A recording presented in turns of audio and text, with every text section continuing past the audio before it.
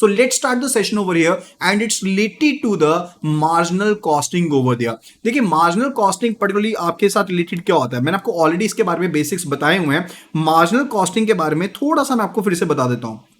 Okay, so marginal costing is a concept जहां पर let's suppose कि आप यहां पर कोई चीज प्रोड्यूस कर रहे हो, I am already doing the production over there, and यहां पर जब मैं कुछ चीज को एडिशन करता हूं, कोई एडिशनल यूनिट्स को यहां पर बनाता हूं, तो मेरी कॉस्ट के ऊपर जो वेरिएंस फैक्टर पड़ता है उसी को हम क्या कहते हैं, we say it to be the marginal costing over there, उसी को हम मार्जिनल कॉस्टिंग के नाम से जानते हैं। अगर सीआईएम की बात करें तो मार्जिनल कॉस्टिंग पर्टिकुलर क्या होती है कि हम यहां पर मार्जिनल कॉस्ट यानी कि हमारे प्रॉफिट्स के ऊपर चेंज इन वॉल्यूम का क्या इंपैक्ट पड़ने वाला है उसको देखना चाहते हैं, and for the by differentiating between the fixed cost and the variable cost over there. अब देखिए एक कॉस्ट होती है फिक्स्ड कॉस्ट होती है, एंड फिक्स्ड कॉस्ट कौन सी होती है, लेट्स से इसकी आप बिल्डिंग का रेंट पे कर रहे हो, that's particularly what, that's particularly fixed cost over there. मैं सैलरीज पे कर रहा हूं, ठीक है, मंथली बेसिस के ऊपर, वो मेरे पास क्या है, that is a fixed cost to me over there. लेकिन क्या जो रॉ मटेरियल हमारा कंज्यूम होगा क्या वो एक फिक्स्ड कॉस्ट है? No, it's not a fixed cost. क्यों? क्योंकि अगर मैं वॉल्यूम यहां पर इंक्रीज करूंगा तो यहां पर वॉल्यूम इंक्रीज करते करते मेरे पास यहां पर रॉ मटेरियल की जो कंजम्पशन है वो भी यहां पर क्या हो जाएगी, इंक्रीज हो जाएगी। That is a major factor over there. तो यहां पर मार्जिनल कॉस्टिंग जो होती है वो आपके पास फिक्स्ड कॉस्ट एंड फर्दर जो वेरिएबल कॉस्ट होती है इनको डिफरेंशिएट करती है। एंड इस कॉस्ट में पर्टिकुलरली सिर्फ और सिर्फ जो वेरिएबल कॉस्ट होती है ना उनको हम यहां पर ऑपरेशंस के ऊपर, प्रोसेसेस के ऊपर, प्रोडक्ट के ऊपर चार्ज करते हो, एंड जो आपके पास फिक्स्ड कॉस्ट होती है उनको आप राइट ऑफ करते हो against the profits over there. दोबारा से समझिएगा, यहां पर whatsoever the variable cost that were with us, हमारे साथ जो भी वेरिएबल कॉस्ट थी वो सारी की सारी वेरिएबल कॉस्ट जो हैं वो हम यहां पर प्रोडक्ट की कॉस्ट में शामिल करेंगे। लेकिन जो भी आपकी फिक्स्ड कॉस्ट होंगी, अब इनको सेल करने के बाद जो हमारे पास पी एंड एल बनेगा, हम वहां पर पर्टिकुलरली जो हमारी फिक्स्ड कॉस्ट है उनको वहां पर चार्ज करने वाले हैं। That's the main thing related to the marginal costing over there. I hope आपके बेसिक्स यहां पर रेडी हो गए होंगे रिलेटेड टू मार्जिनल कॉस्टिंग होते गए। अब यहां पर एक सिंपल सा कंसेप्ट आता है related to contribution. Contribution particularly क्या रहता है कि आपका यहां पर प्रोडक्ट का कौन सा प्राइस यहां पर फिक्स्ड कॉस्ट को ऑफसेट करेगा, that is the contribution over there. अब यहां तो वो फिक्स्ड कॉस्ट को ऑफसेट करेगा या फिर वो आपका प्रॉफिट का पार्ट बन जाएगा। अब यहां पर समझिएगा, लेट्स से केस कि मेरे प्रोडक्ट की जो वेरिएबल कॉस्ट है दैट इज पर्टिकुलरली व्हाट, जो मेरे पास प्रोडक्ट की वेरिएबल कॉस्ट है that is ₹7 over there, and आपके प्रोडक्ट का जो सेलिंग प्राइस है वो यहां पर ₹10 का है, एंड फर्दर आपकी जो फिक्स्ड कॉस्ट है वो यहां पर 5000 की है, एंड फर्दर आपने यहां पर 50,000 यूनिट्स को सेल किया है इस प्राइस के ऊपर, राइट। तो यहां पर आपकी कंट्रीब्यूशन क्या रहेगी, the contribution over here that will be equal to what, that will be equal to जो भी आपका सेलिंग प्राइस था, सेल्स प्राइस था, माइनस जो भी आपका वेरिएबल कॉस्ट थी, that is equal to ₹3 over there. यानी कि आपके पास यहां पर जो आपकी वेरिएबल कॉस्ट है उसका 3 जो रुपए हैं वो पर्टिकुलर आपकी कंट्रीब्यूशन यहां पर बन जाए। अब ये जो ₹3 की कंट्रीब्यूशन है ये बेसिकली क्या करेगी, पहले तो ये ऑफसेट करेगी हमारे जो फिक्स्ड एक्सपेंसेस है उनको। फिक्स्ड एक्सपेंसेस कितने थे हमारे, यहां पर 5000 के थे, ठीक है। अब यहां पर हमें यहां पर बेनिफिट कितना हुआ, अगर कंट्रीब्यूशन की देखें कंट्रीब्यूशन कितनी हो जाएगी, it will B 1,50,000 over here, ये हमारी कंट्रीब्यूशन होगी। इसमें से 1,50,000 में से हमारे जो फिक्स्ड कॉस्ट है 5,000 की वो यहां पर ऑफसेट होगी, एंड फर्दर जो बैलेंस अमाउंट रहेगा 1,45,000 का that will be counted for our profit and loss account over there, right. So ये मेन फंडा रहता है हमारे पास जब हम बात करते हैं रिलेटेड टू कंट्रीब्यूशन और all the things over there, right. अब उसके बाद बात आती है रिलेटेड टू एक इसके ऊपर एग्जांपल देख लेते हैं। So if the sale price of 1 unit of the product is ₹500, variable cost आपको दी गई है ₹320 की दी गई है, and contribution is calculated to be कितनी होगी, contribution will be equal to what, कि जो आपके पास यहां पर सेल्स प्राइस था माइनस जो भी आपकी यहां पर वेरिएबल कॉस्ट थी, तो आपके पास वो कंट्रीब्यूशन आ जाती है। अब मार्जिनल कॉस्टिंग के फीचर्स देखते हैं। अब मार्जिनल कॉस्टिंग के फीचर्स की बात करें तो इसमें आपके पास कॉस्ट रिकॉर्डिंग भी होती है, एंड साथ के साथ आपके पास यहां पर कॉस्ट रिपोर्टिंग भी होती है। तो टोटल कॉस्ट को सबसे पहले हम क्या करते हैं, सेग्रीगेट कर लेते हैं। किसमें सेग्रीगेट कर लेते हैं, हमारे पास फिक्स्ड कॉस्ट के बीच में एंड वेरिएबल कॉस्ट के बीच में हम इनको सेग्रीगेट कर लेते हैं, ठीक है। एंड फर्दर फिक्स्ड कॉस्ट जो होती हैं वो यहां पर पर्टिकुलर क्या होती हैं, वो आपके प्रोडक्ट की कॉस्ट को निकालने के लिए कैलकुलेट नहीं होती हैं, वो आपके रेवेन्यू को चार्ज होती है, जैसे मैंने आपको बताया प्रॉफिट एंड लॉस को चार्ज होती है, राइट, जब वो इंकर होती है, राइट। फर्दर कंट्रीब्यूशन जो होती है प्रोडक्ट की वो पर्टिकुलरली क्या करती है, और डिपार्टमेंट जो होता है वो पर्टिकुलरली आपकी प्रॉफिटेबिलिटी को कैलकुलेट करने के लिए यूज होती है। Further it's related to CVP. अब सीवीपी एनालिसिस क्या होता है? It's a cost volume profit analysis over there. अब ये पर्टिकुलरली आपके पास एक तरीका है, क्या तरीका है कि जिसके साथ जो आपकी कॉस्ट है, चाहे वो वेरिएबल कॉस्ट है, चाहे वो आपकी फिक्स्ड कॉस्ट है, जब वो आपकी चेंज होती है, सेल्स वॉल्यूम जो होती है, वो आपके कंपनी के प्रॉफिट्स के ऊपर किस तरह से इंपैक्ट डालती है उसके बारे में। अब आपके पास ये जो एनालिसिस होता है, कौन सा एनालिसिस? सीवीपी के एनालिसिस जो होता है, ये काफी ज्यादा पर्टिकुलरली आपके पास बेटर होता है अगर आप अपनी कॉस्ट को, हर एक कॉस्ट को क्लासीफाई करना चाहते हो। अब आपको हर एक कॉस्ट को क्लासीफाई करना पड़ेगा कि वो आपके पास आपकी फिक्स्ड कॉस्ट है या फिर वेरिएबल कॉस्ट है। अगर वेरिएबल कॉस्ट है, that will be charge to product over there. अगर फिक्स्ड कॉस्ट है तो वो आपकी रेवेन्यू को चार्ज होती है, यानी कि प्रॉफिट एंड लॉस अकाउंट को चार्ज होती है। लेकिन अब यहां पर कुछ एक एजम्पशंस हैं। कौन कौन से एजम्पशंस हैं? एक्चुअल में यही एजम्पशंस इसकी लिमिटेशन का कारण बनती है, तो इनको ध्यान से समझेंगे। पहली जो एजम्पशन है वो ये है कि आपका सेल्स प्राइस जो है वो कांस्टेंट रहने वाला है, वो आपका डिफर नहीं करेगा। दूसरी जो एजम्पशन है कि आपके पास जो आपकी वेरिएबल कॉस्ट है वो आपके पास कांस्टेंट रहेगी। तीसरी जो एजम्पशन है दैट्स रिलेटेड टू कि आपकी फिक्स्ड कॉस्ट एजम्पशन रहेंगी। यानी कि कंट्रीब्यूशन का आपको फॉर्मूला याद कीजिए, क्या था formula? That was equal to sales minus the variable cost over there. And further आपकी वेरिएबल कॉस्ट, ये जो डिफरेंस होता है कंट्रीब्यूशन का, वो आपकी फिक्स्ड कॉस्ट को ऑफसेट भी करता था, पीएनएल का पार्ट बनता था। तो अपने तीनों चीजों को क्या कर देना है, यहां पर कांस्टेंट कर देना है। ये आप एजम्पशन लेकर के चलते हो, राइट? एंड आपका प्रॉफिट किसके इक्वल होगा? सिंपल सी बात, ये फॉर्मुला को देख करके कंफ्यूज नहीं होना, सिंपल सा ध्यान रखिएगा। आपके अगर इस एग्जांपल को समझे तो प्रॉफिट किसके इक्वल होगा? Profit would be equal to जो मैंने टोटल सेल्स करी। Profit would be equal to कि जो मैंने टोटल सेल्स करी, टोटल सेल्स मैंने कितनी करी? मैंने 1,50,000 की यहां पर टोटल सेल्स मेरे पास करी है, राइट? अब इन टोटल सेल्स में से मेरे पास यहां पर पर्टिकुलरली मेरी वेरिएबल कॉस्ट कितनी थी? Variable cost was equal to what? It was equal to 7 rupees. And कितने यूनिट्स के ऊपर? 7 इंटू 45 जो यहां पर थे। मैं यहां पर अगर टोटल यहां पर लेकर के चलता हूं कि 10 रुपीज में सेल किए, तो यहां पर सॉरी, यहां पर सेल जो आएंगी 1,50,000 नहीं आएंगी, it will be equal to 10 rupees में सेल किया ना मैंने, तो 10 इंटू 50,000 ओवर देयर, यानी कि ये मेरे पास बन गया 5 लाख। ये मेरे पास बन गया 5 लाख बन गया, ठीक है? अब इसमें से मेरी यहां पर वेरिएबल कॉस्ट कितनी थी? यहां पर variable cost was equal to 7 rupees over there. And कितने यूनिट्स के लिए थी ये? This was actually for the 50,000 units over there. ये 50,000 यूनिट्स के लिए मेरी यहां पर पर्टिकुलर वेरिएबल कॉस्ट यहां पर पड़ रही थी, ओके? एंड फर्दर मेरे पास फिक्स्ड कॉस्ट कितनी थी? Fixed cost was equal to 5,000 over there. So इसके अकॉर्डिंगली हम यहां पर कैलकुलेशन कर सकते हैं कि हमारा प्रॉफिट कितना रहने वाला है। सेम चीज यहां पर हो रही है, आप सेल्स वॉल्यूम को देख रहे हो, you are looking for the sales volume over there, and further इसमें फिक्स्ड एंड वेरिएबल कॉस्ट को आप एड ऑन कर दे रहे हो, एंड इसके थ्रू आपके पास प्रॉफिट जो है वो आपका कैलकुलेट हो रहा है, राइट? तो यहां पर देखिएगा XYZ manufacturing chairs has fixed cost of 1,50,000। Variable cost जो है आपके पास पर यूनिट की वो 160 रुपीज दी गई है। सेल्स प्राइस आपके पास दिया गया 290। तो कंट्रीब्यूशन क्या होगी? Contribution would be equal to 290 minus 160 over there, यानी कि 130 रुपीज की मेरे पास यहां पर मेरी कंट्रीब्यूशन है। This is my contribution over there, right? अगर कैलकुलेट करने के लिए कहा जाता।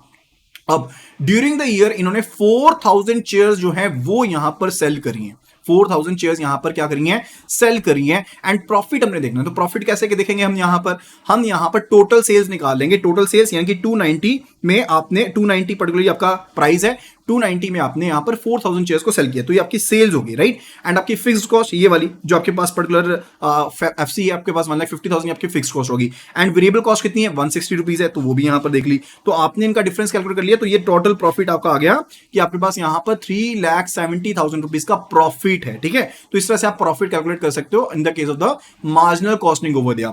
अब यहां पर हम बात करने वाले हैं ब्रेक इवन एनालिसिस के बारे में। ब्रेक इवन एनालिसिस क्या होता है? यानी कि मैं अपने पास no profit no loss situation के ऊपर कब पहुंचूंगा, अब उसके बारे में पर्टिकुलरली कहता है this is your break even analysis. Let's say case कि मैं अगर 50 यूनिट्स को सेल कर देता हूं, तो 50 यूनिट्स को सेल करने के बाद मेरे पास सिर्फ और सिर्फ no profit no loss situation आती है, तो वो मेरा ब्रेक इवन पॉइंट होगा। एंड डेफिनेटली हर एक कंपनी चाहती है कि वो अबव ब्रेक इवन पॉइंट यहां पर ऑपरेट करे ताकि वो प्रॉफिटेबिलिटी जनरेट कर पाए। दैट इज द मेन फंडा related to it, okay?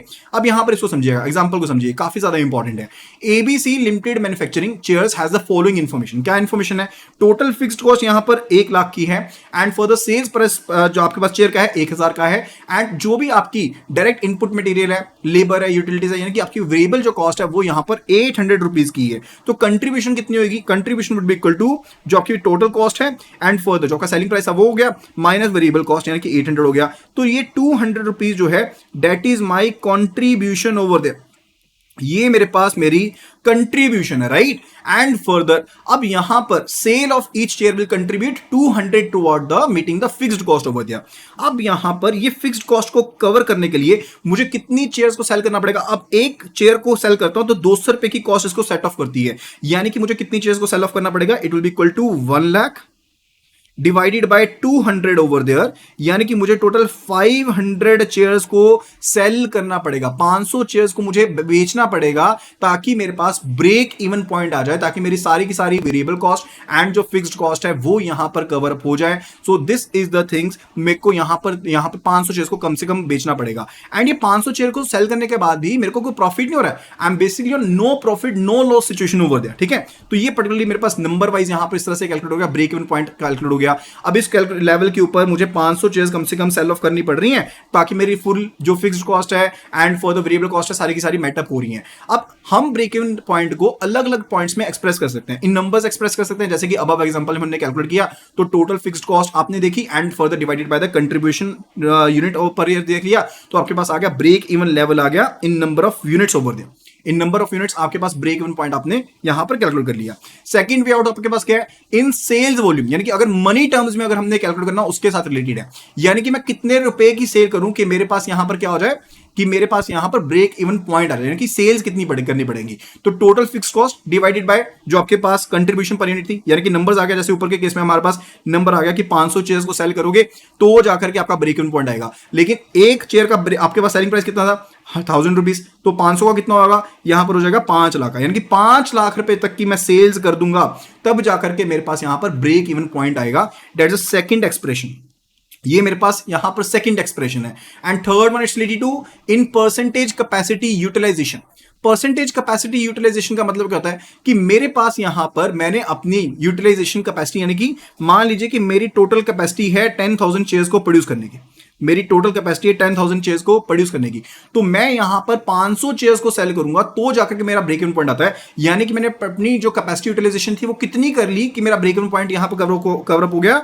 That will be 500 divided by 10,000 into 100% over there, ठीक है। यानी कि इतनी आपको परसेंटेज आपने यूज कर ली, कितनी यूज कर ली, इट इज इक्वल टू 50, आपके लिए सिर्फ और सिर्फ 5% जो थी वो यूटिलाइजेशन करी, सिर्फ और सिर्फ 5% की यहां पर मैंने यूटिलाइजेशन करी। अगर मैं ये एग्जांपल है तो जो एग्जांपल यहां पर देखिए इसके हिसाब से अपने 50% यहां पर प्लांट की कैपेसिटी को यूटिलाइज कर लिया अपने ब्रेक इवन पॉइंट तक पहुंचने के लिए, राइट। अब ब्रेक इवन एनालिसिस या फिर जो सीवीपी आपका कॉस्ट वॉल्यूम आपके प्रॉफिट एनालिसिस है वो आपका कहां पर यूज होता है, जब भी बैंक्स ने यहां पर टर्म लोन्स को अप्रेजल करना होता है तब यहां पर ये चीज काफी ज्यादा यूज होती है। देखिए कंपनी ने, बैंक ने आपको लोन देना है, ठीक है। लेट्स से केस कि आप यहां पर बैंक से लोन लेना चाहते हो 1 CR का, you want to basically take a loan of 1 crore over there. अब 1 करोड़ का लोन लेने के लिए पर्टिकुलरली आप चाहते हो कि आपको 1 करोड़ का लोन मिल जाए, तो बैंक आपकी ईएमआई बनाता है। बैंक क्या करता है, आपकी ईएमआई बनाता है यहां पर कि आपको इतनी ईएमआई चुकानी पड़ेगी। लेकिन बैंक को कब पता लगेगा आप प्रॉफिटेबल हो, तो बैंक आपका ब्रेक इवन एनालिसिस करेगा, देखेगा कि आप अपने यहां पर प्रॉफिट से कितना यहां पर अर्न करोगे, ठीक है। उसके हिसाब से आपकी ये ब्रेक इवन पॉइंट बताएगा ना कि आपकी कितनी प्रॉफिट होगी। लेट्स से केस कि आपका ब्रेक इवन पॉइंट जो है वो यहां पर 30% ऑफ द यूटिलाइजेशन के ऊपर है, आपकी कैपेसिटी यूटिलाइजेशन के ऊपर है। तो यहां पर बैंक को पता है कि आपकी यूटिलाइजेशन अगर 100% हो जाती है तो उसके केस में ये 70% जो पार्ट है इससे आप पर्टिकुलरली क्या पे कर सकते हो, अपनी जो इंस्टॉलमेंट्स है उनको पे यहां पर कर सकते हो, राइट। उसमें काफी ज्यादा हेल्प मिलती है। सो मैनेजमेंट को भी एक क्लियर आइडिया मिल जाता है कि मिनिमम लेवल आपके पास कितनी एक्टिविटी की होनी चाहिए कि आपको यहां पर no profit no loss situation पता लग जाएगी, यानी कि मिनिमम क्वांटिटी तो आपको इतना करना है। अदरवाइज इसके नीचे अगर आप प्रोवाइड करोगे तो आपको लॉसेज होने वाले हैं, आपका दिवालिया निकलने वाला है, राइट। तो ये काफी ज्यादा हेल्प करती है। एंड फॉर इसके बेस पर ही मैनेजमेंट जो इंसेंटिव स्कीम लगा सकती है। जब आपको पता है कि आपको इतना यहां पर सेल्स पर आपका इतना ब्रेक इवन जनरेट हो जाएगा, उसके बाद आप इंसेंटिव स्कीम लगा सकते हो कि आप इतनी सेल्स को अचीव करो तभी आपको यहां पर इतना चीज मिलेगी, नहीं मिलेगी, ठीक है। तो ऐसे बेनिफिट्स यहां पर मैनेजमेंट दे सकती है। एंड फॉर आप अपनी प्रॉफिटेबिलिटी को फॉर द डिफरेंट प्रोडक्ट्स यहां पर इजीली कंपेयर कर सकते हो। एंड फॉर द मैनेजमेंट को हेल्प मिलती है कि कौन से प्रोडक्ट को आउटसोर्स किया जा सकता है। तो ये काफी ज्यादा इंपॉर्टेंट डिसीजन होते हैं, यानी कि कौन सा प्रोडक्ट बनाए कितनी क्वांटिटी में कम से कम एक्टिविटी करनी है, इसके ऊपर हम मार्जिन वाला कुछ दे सकते हैं कि नहीं दे सकते, हमारी प्रॉफिटेबिलिटी कितनी है, एंड फर्दर मैनेजमेंट जो है वो कौन से कंपोनेंट को यहां पर आउटसोर्स कर सकती है, उन सभी चीजों के बारे में यहां पर पता लग जाता है। सो ये काफी ज्यादा इफेक्टिव टूल है ताकि मार्केटिंग स्ट्रेटेजीज यहां पर बनाई जा सके। फिर बात आती है पीवीआर के बारे में, यानी कि पीवीआर ये बेसिकली वो सिनेमा वाला पीवीआर नहीं है, this is the profit volume ratio over there, right. Profit volume ratio क्या होती है, रिलेटेड टू कि आपके अगर वॉल्यूम ऑफ सेल्स में आपके पास डिफरेंस आता है तो वहां पर आपके प्रॉफिट के ऊपर कितना चेंज होगा उसके बारे में profit volume ratio over there. And further ये आपकी रेशियो के बारे में बताती है, हर एक यूनिट की कंट्रीब्यूशन क्या है towards its sales price over there, उसको रिप्रेजेंट करती है। ध्यान से समझिएगा, आपकी कंट्रीब्यूशन क्या है सेल्स के ऊपर, ठीक है, उसको बेसिकली हम प्रॉफिट वॉल्यूम रेशियो कहते हैं। क्योंकि मैंने आपको बताया था ये सिर्फ और सिर्फ आपकी कंट्रीब्यूशन ही है, this is only the contribution over here जो आपकी लीड करती है किसको, प्रॉफिट्स को लीड करती है। तो यही पर्टिकुलरली पीवीआर रेशियो बताती है, यानी कि आपकी जो कंट्रीब्यूशन है and further divided by sales यहां पर जो है that is actually related to your PV ratio over there. अब एक यूनिट सेल प्राइस जो है वो यहां पर 500 का, वेरिएबल कॉस्ट 300 की दी गई है, तो आपके पास कंट्रीब्यूशन कितनी होगी, contribution will be equal to 500 minus 300, so 200 divided by 500 that will be equal to what, that is your PV ratio over there, right. अब पीवी रेशियो का बेनिफिट क्या होता है, PV ratio particularly clear idea देता है कि आपके लिए हर एक प्रोडक्ट से क्या प्रॉफिटेबिलिटी है, राइट। अगर मैं यहां पर कहूं कि मेरे पास यहां पर दो प्रोडक्ट है, एक की जो पीवी रेशियो है, एक की जो PV1 है that's particularly 20% over there, and दूसरे की जो PV2 है डेट्स पर्टिकुलरली 40% ओवर देयर, तो यहां पर कौन सा प्रोडक्ट ज्यादा प्रॉफिटेबल है, डेफिनेटली प्रोडक्ट 2 जो है वो ज्यादा प्रॉफिटेबल है। तो यहां पर मैनेजमेंट उसके अकॉर्डिंगली ज्यादा बेनिफिट यहां पर शोकेस कर सकते हैं, ज्यादा बेटर डिसीजन यहां पर ले सकती है, एंड मैनेजमेंट इसके हिसाब से रीप्राइसिंग डिसीजन लेती है, आउटसोर्सिंग डिसीजन लेती है, एंड और बेनिफिट डिसीजन यहां पर ले सकती है। फिर बात आती है यहां पर मार्जिन ऑफ सेफ्टी के बारे में। मार्जिन ऑफ सेफ्टी पर्टिकुलर किस चीज से रिलेटेड होता है, margin of safety is related to, अब आपको पिछले एग्जांपल के थ्रू इसको समझाता हूं, ठीक है। जैसे हमने चेयर्स वाली एग्जांपल करी थी उसमें बेसिकली हमने ब्रेक इवन पॉइंट निकाला था कि आपके पास अगर आप 5 लाख अमाउंट की सेल्स कर देते हो, अगर आप 5 लाख की सेल्स कर देते हो तो तब आपके पास जाकर के क्या बन जाता है, तब आपके पास ब्रेक इवन पॉइंट यहां पर बन जाता है, राइट। ये चीज हमने पढ़ी थी। अब यहां पर मान लीजिए कंपनी ने जो सेल्स करी वो यहां पर कर दी 8 लाख रुपीस की, ठीक है। तो यहां पर मार्जिन ऑफ सेफ्टी क्या होगा, margin of safety would be equal to कि जितनी सेल्स यहां पर ब्रेक इवन पॉइंट से ऊपर की गई हैं, यानी कि ये जो 3 लाख की सेल है वो पर्टिकुलर आपके पास मार्जिन ऑफ सेफ्टी यहां पर शोकेस करता है, राइट। ये चीज क्लियर होगी है। तो ये पर्टिकुलरली एक फाइनेंशियल रेशियो होती है जो बेसिकली मेजर करती है कि जो आपकी सेल्स एक्सीड कर रही है ब्रेक इवन पॉइंट से ऊपर, and further it is the amount of the sale that the company can lose, कि जब उसको लॉस होना शुरू होगा, यानी कि अगर कंपनी को 3 लाख का लॉस हो जाता है तो कंपनी को बेसिकली अगर इतनी सेल्स करता है तो कंपनी को कोई भी नुकसान नहीं हुआ, क्योंकि ये बेसिकली मार्जिन ऑफ सेफ्टी आपके पास है। लेकिन अगर कंपनी का जो लॉस है वो यहां पर 4 लाख का हो गया तो कंपनी को लेने के देने पड़ जाएंगे, कंपनी एक्चुअल में लॉस में आ जाएगी। That is the margin of safety that particularly signifies over दिया। यानी कि आप पर्टिकुलरली यहां पर मार्जिन ऑफ सेफ्टी को कैसे कैलकुलेट करते हो, एस्टिमेटेड जो भी आपकी सेल्स थी वो, एंड फर्दर आपका ब्रेक इवन जो पॉइंट था यहां पर ब्रेक इवन सेल्स थी वो, and divided by the estimated sales over there multiplied by 100, ऐसे आप मार्जिन ऑफ सेफ्टी को कैलकुलेट कर सकते हो। जैसे कि if the estimated sales company की है वो यहां पर 10 लाख की है, ब्रेक इवन सेल 7 लाख की है, तो आपका मार्जिन ऑफ सेफ्टी का होगा 10 - 7 divided by 10 over there, that is 30% over there. ये आपके पास मार्जिन ऑफ सेफ्टी यहां पर अवेलेबल है। अब मार्जिनल कॉस्टिंग के बेनिफिट क्या है, मैंने आपको ऑलरेडी बता दिया, डिसीजन मेकिंग में काफी ज्यादा हेल्प करती है, रैशनल बेसिस पर आप डिसाइड कर सकते हो प्राइसेस को, and further break even point को डिटरमाइन कर सकते हो। कंट्रीब्यूशन जो है एंड मार्जिनल कॉस्ट है आपको हेल्प आउट करती है, आप अप्रेजल कैसे करते हो प्रोडक्ट का, टेरिटरी का, एंड फर्दर आप ज्यादा इफेक्टिव प्लान यहां पर शोकेस कर सकते हो, किस तरह से आपने पर्टिकुलरली इंसेंटिव देने, वो सब चीजें काफी ज्यादा हेल्प आउट करती हैं। एंड आपका मेन एम्फेसिस, आपका इंपैक्ट क्या पड़ता है रिलेटेड टू फिक्स्ड कॉस्ट का प्रॉफिट के ऊपर, उसके बारे में बताती है। सो मार्जिनल कॉस्ट किसके बारे में बताती है कि आपने वेरिएबल कॉस्ट को तो ऑलरेडी चार्ज कर दिया, आपकी फिक्स्ड कॉस्ट है वो आपके प्रॉफिट के ऊपर इंपैक्ट डालेगी, उसके बारे में बताती है, ठीक है। एंड काफी ज्यादा इफेक्टिव टूल है मैनेजमेंट के लिए, स्ट्रेटजीज बनाने के लिए, चीज के बारे में ऑलरेडी बता चुका हूं। लिमिटेशन क्या है, अब यहां पर देखिए हर बार ये चीज इजी नहीं रहती कि आप फिक्स्ड कॉस्ट को वेरिएबल कॉस्ट को सेग्रीगेट कर लो, वो काफी ज्यादा डिफिकल्ट हो जाता है एंड वो काफी ज्यादा आपको दिक्कत वाली देने वाली चीज हो सकती है। अब आपने इसमें माना था कि आप पर्टिकुलरली कांस्टेंट मानते हो, एज्यूम करते हो ना, फिक्स्ड कॉस्ट को एज्यूम कर दिया आपने, अपनी सेल्स को एज्यूम कर दिया आपने, अपनी वेरिएबल कॉस्ट को एज्यूम कर दिया, तो ये चीजें एक्चुअल में काफी ज्यादा दिक्कत देती हैं, क्योंकि ये आपकी चेंज होती रहती हैं, आपके पर्टिकुलरली अपने हिसाब से तो है नहीं है, मार्केट में अगर कॉस्ट बढ़ी तो वो भी चीज बढ़ेगी, तो इन्वेंट्री वैल्यूएशन जो होती है वो भी यहां पर अनरियलिस्टिक हो जाती है। क्यों अनरियलिस्टिक हो जाती है? क्योंकि अगर आप फिक्स्ड कॉस्ट को आप खर्चे में मान ही रहे हो, फिक्स्ड कॉस्ट को तो मैं पर्टिकुलरली अकाउंट कर रहा हूं किसके लिए, उसको तो मैं बेसिकली डाल रहा हूं उसकी तरफ, अपने जो रेवेन्यू है उसकी तरफ डाल रहा हूं, ठीक है। तो आप पर्टिकुलर जो फिक्स कॉस्ट होती है उसको काउंट करते नहीं हो, चाहे आपके फिनिश्ड गुड्स हैं चाहे वर्क इन प्रोग्रेस है, वहां पर डालते नहीं हो। एंड साथ के साथ आप ये भी एज्यूम कर रहे हो कि आपका सेल्स प्राइस जो है वो भी यहां पर बिल्कुल स्टेडी रहने वाला है, सेम रहने वाला है, irrespective of the production and the sales over there, right. अब ये भी जो चीज है वो यहां पर रियलिस्टिक नहीं है, राइट।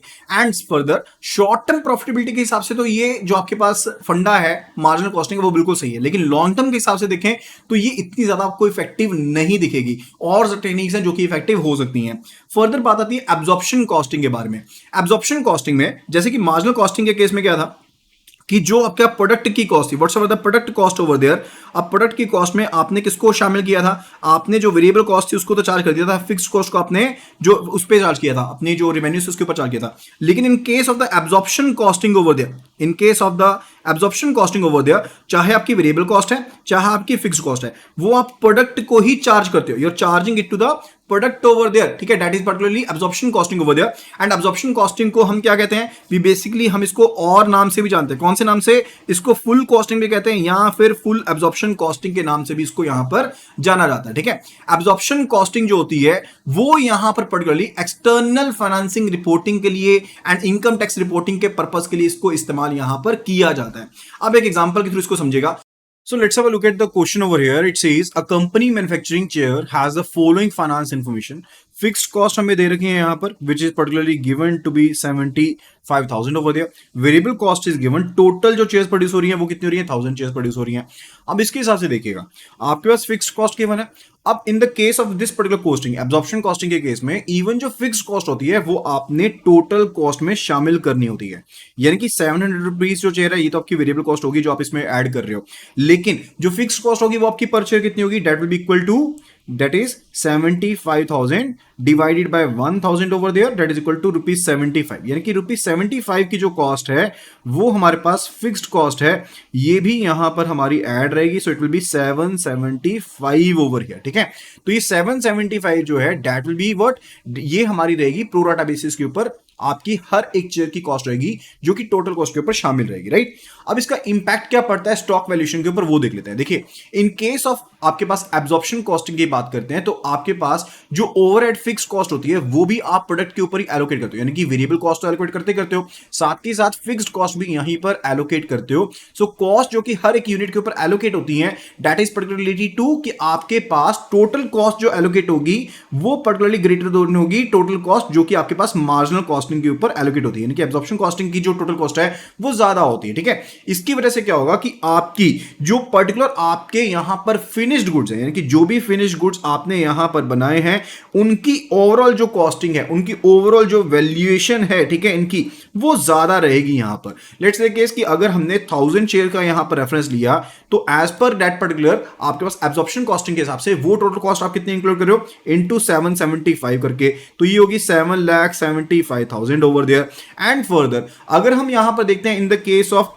आपके पास मार्जिनल कॉस्टिंग के केस में, तो यहां पर वो कॉस्ट कितनी रहेगी, that will be equal to 1000 into 700 only, क्योंकि इसमें आप सिर्फ वेरिएबल कॉस्ट का ध्यान रखते हो in case of marginal costing over there. तो यहां पर ये कॉस्ट कितनी रही, that will be equal to 7 lakh over there. तो वैल्यूएशन जो थी that is actually greater in case of the absorption costing over there, right. ये चीज क्लियर होगी। अब प्रॉफिट के ऊपर आपका क्या इंपैक्ट पड़ता है, अब जैसे कि आपकी वैल्यूएशन जो है वो यहां पर ज्यादा है, तो अगर आपकी किसी पर्टिकुलर टाइम पीरियड के दौरान अगर इन्वेंट्री जो होती हैं वो यहां पर इंक्रीज हो जाती हैं तो उस पर्टिकुलर केस में आपका ज्यादा प्रॉफिट शोकेस होता है, ठीक है। यानी कि अगर इन्वेंट्री इंक्रीज होंगी तो आपका प्रॉफिट जो होता है वो ज्यादा शोकेस होता है in case of the marginal costing over, in the case of the absorption costing over there as compare to the marginal costing over there. लेकिन अगर आपकी इन्वेंट्रीज डिक्रीज होती हैं तो प्रॉफिट जो होगा वो आपका कम शोकेस होता है in case of the absorption costing over there as compare to that of the marginal costing over there, right. क्योंकि आपके जो फिनिश स्टॉक्स होते हैं वो ज्यादा आपके वैल्यू के ऊपर शोकेस होते हैं। अब इनके बीच में डिफरेंस यहां पर देखते हैं। अगर एलोकेशन ऑफ कॉस्ट की बात करते हैं तो यहां पर आप फिक्स्ड एंड वेरिएबल दोनों कॉस्ट को एलोकेट करते हो, एंड अगर मार्जिनल कॉस्ट की बात करते हैं तो सिर्फ और सिर्फ आप फिक्स्ड कॉस्ट को एलोकेट करते हो, एंड कॉस्ट को आप डिवाइड कर लेते हो किसमें, वेरिएबल कॉस्ट में एंड फिक्स्ड कॉस्ट में। अगर कॉस्ट ऑफ ओवरहेड की बात करें, जैसे हमने बताया फिक्स्ड कॉस्ट ओवरहेड्स को भी चार्ज किया जाता है एंड फिक्स्ड ओवरहेड कॉस्ट को चार्ज नहीं किया जाता है in case of the marginal costing over दिया। इन्वेंट्री ट्रीटमेंट की बात करें तो आपकी जो इन्वेंट्री होती है वो टोटल कॉस्ट के ऊपर एलोकेट होती है, यानी कि फिक्स्ड प्लस आपकी जो भी वेरिएबल कॉस्ट थी दोनों के ऊपर एलोकेट होगी, जबकि इन the case of the marginal costing सिर्फ और सिर्फ वेरिएबल कॉस्ट के ऊपर आपकी इन्वेंट्री की वैल्यूएशन होती है।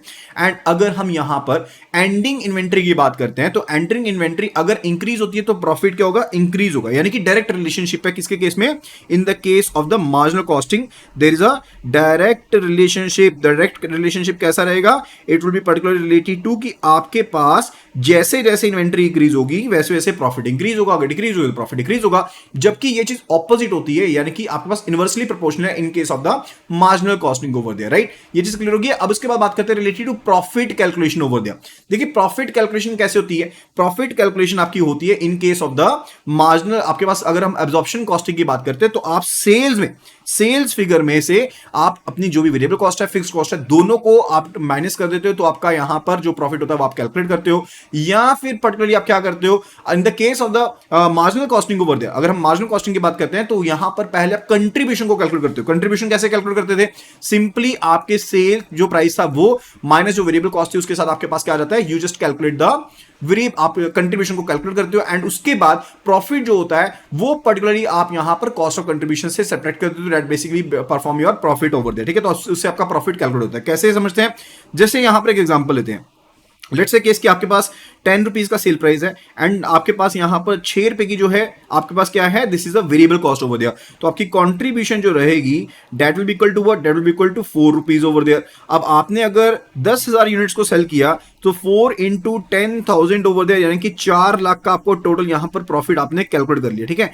तो ये इस तरह से आपका प्रॉफिट कैलकुलेशन होता है in the case of the marginal costing over there. उसके बाद जो फिक्स्ड कॉस्ट होती है उसको एलोकेट कर दे तो P&L अकाउंट के ऊपर, ठीक है। So that's the funda related to it. So I hope कि आपको यहां पर ये वीडियो पसंद आई होगी एंड वीडियो का कंटेंट आपको अच्छा लगा होगा। अगर आपको वीडियो यहां पर पसंद आई है तो फटाफट से वीडियो को यहां पर रेट कर दीजिए आउट ऑफ 10। वीडियो को लाइक एंड शेयर करना बिल्कुल भी ना भूलिएगा, क्योंकि ये कंटेंट हम आपके लिए डेली बेसिस पर लेकर के आते रहते हैं, तो इसमें डेफिनेटली हमारा टाइम भी जाता है and we make efforts for the same. तो वीडियो को फटाफट से लाइक एंड शेयर कर दीजिए, एंड सिंपली आपको हमारी वेबसाइट को विजिट कर लेना है, दैट इज JAIIB.learningsessions.in। तो आपको हमारी वेबसाइट को विजिट करना है JAIIB.learningsessions.in। यहां पर जाकर के सिंपली आपको साइन अप कर लेना है, which is absolutely free over there. Sign up करते के बाद आप तुरंत बाद जो पीडीएफ सेक्शन है उसको विजिट कर लीजिए, वहां पर आप फ्री पीडीएफ जो हमारी है उनको एक्सेस कर पाएंगे। So do hurry up. And इसके अलावा फुल कोर्स भी हमारे पास अवेलेबल है। अब फुल जो कोर्स हमारा अवेलेबल है दैट इज अवेलेबल फॉर 2499 का कोर्स हमारा अवेलेबल है, जिसमें आपको 12 मंथ्स की वैलिडिटी मिल जाती है। You get the 12 month validity over there. इसमें जेआईबी के चारों पेपर्स, यानी कि आपके पास Indian economy and Indian financial system हो गया, and for its related to PPB and for the AFM over there, and साथ के साथ आरबीडब्ल्यू, यानी कि आपके पास रिटेल बैंकिंग वेल्थ मैनेजमेंट का फुल कोर्स अवेलेबल रहता है। इसमें full course videos, chapter wise previous questions, mock test, mega mock test and PDF सब चीजें शामिल रहने वाली हैं।